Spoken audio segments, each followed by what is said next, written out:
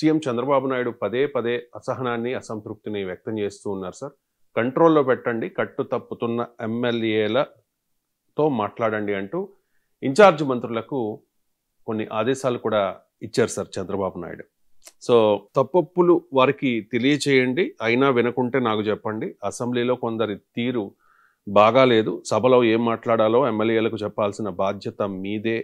విమర్శలొస్తే వెంటనే స్పందించండి అంటూ ఇన్ఛార్జ్ మంత్రులకు చంద్రబాబు నాయుడు ఆదేశాలు జారీ చేశారు సార్. సార్, ఎమ్మెల్యేలు చంద్రబాబు నాయుడు పదే పదే చెప్తూ ఉన్నట్టుగా అంతలా బరితెగుస్తూ ఉన్నారా? చంద్రబాబు పదే పదే హెచ్చరించినా వాళ్ళు వినడం లేదా? అసలు ఆంధ్రప్రదేశ్‌లో ఏం జరుగుతోంది సార్?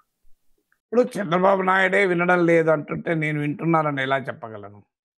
ఏబిఎన్ రాధాకృష్ణే వాళ్ళు దోచుకుంటున్నారు అంటుంటే, లేదు వాళ్ళు బాగా పనిచేస్తున్నారు నేత సర్టిఫికేట్ ఇవ్వాలి. నా తరం కాదు కదా! ఇప్పుడు చంద్రబాబు నాయుడు స్టేట్మెంట్‌లో మనం చాలా సార్లు చూసాం.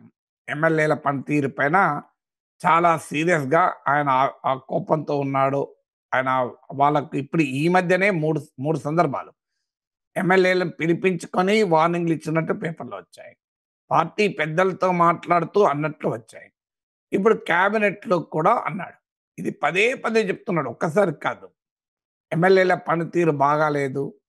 ఇక ఏబిఎన్ రాధాకృష్ణ తన వీకెండ్ కామెంట్‌లోనైతే ఎమ్మెల్యేల విశ్వరూపాన్నే మనకు చూపెట్టారాయన. సో, ఆయన చెప్పిన దాని ప్రకారం ఒక నియోజకవర్గంలో ఎవరైనా కంపెనీ పెడదామంటే చంద్రబాబు నాయుడు, లోకేష్‌లు దేశ విదేశాలు తిరిగి పెట్టుబడులను తీసుకొస్తుంటే ఏదో ఒక నియోజకవర్గంలో అయితే పెట్టాలి కదా ఫ్యాక్టరీ. పెట్టాలంటే ఎమ్మెల్యేలు మాకేమిస్తారు అని కప్పమడుగుతున్నారట.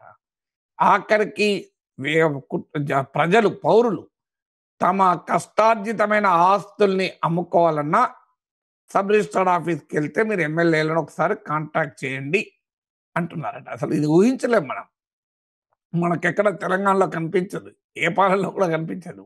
సబ్ రిజిస్ట్రార్ ఆఫీస్‌కి పోతే నీ ఇల్లో, నీ ప్లాట్ నువ్వు అమ్ముకోవచ్చు. ఎమ్మెల్యే కప్పం కట్టొచ్చి అమ్ముకోవాలి అంటే ఆశ్చర్యం. ఏవిఎన్ రాధాకృష్ణ వీకెండ్ కామెంట్‌లో పేర్కొన్నాడాయన.